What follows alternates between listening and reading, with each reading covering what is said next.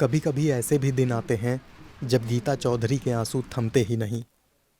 2 साल पहले उनके पति भानुदास ने जहर खाकर आत्महत्या कर ली। वजह, उन पर 1.5 लाख रुपए का कर्ज था। भानुदास किसान थे, उन्होंने खेती के लिए कर्ज लिया था और उसे चुका नहीं पा रहे थे।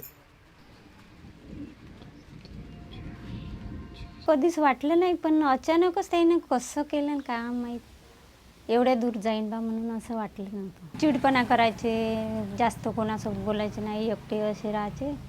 आणि त्या दिवशी घेतले त्या दिवशी तर काहीच कोणासोबत नाही बोलले. अब गीता अपने बेटे के साथ खेती संभालती हैं। वो बताती हैं कि भानुदास के जाने के बाद से हालात बहुत मुश्किल हो गए हैं। गीता ऐसी मुसीबत झेलने वाली अकेली नहीं है। पिछले कुछ दशकों में महाराष्ट्र के विदर्भ इलाके में कपास की खेती करने वाले कई किसानों ने खुदकुशी कर ली।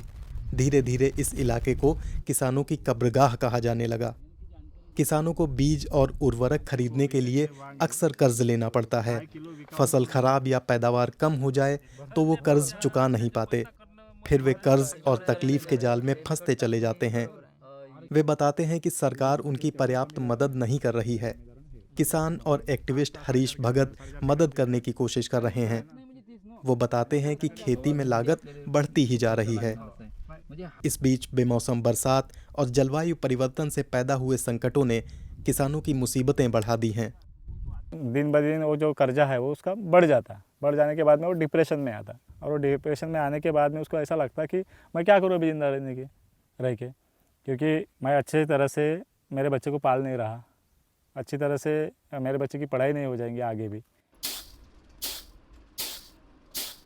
कांता नारायण मोगरे ये बेबसी अच्छी तरह समझती हैं।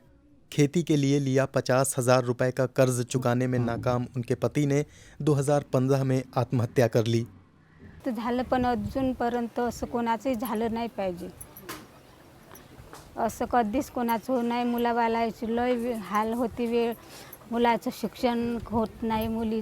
कांता को सरकार से कुछ मदद मिली। राज्य सरकार खुदकुशी करने वाले किसानों के परिवारों को कुछ आर्थिक मदद देती है, लेकिन तमाम किसानों को ये भी नहीं मिलती।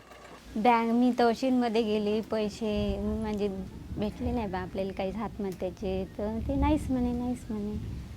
गीता को अफसोस है कि उनके पति ने कभी उनसे अपनी आर्थिक दिक्कतों के बारे में बात नहीं की। शायद वो कुछ मदद कर पाती। उनकी कोई बहुत बड़ी उम्मीदें या महत्वाकांक्षा नहीं है। वो बस किसी तरह गुजारा करना चाहती हैं ताकि अपने बेटे को पाल पोस सकें।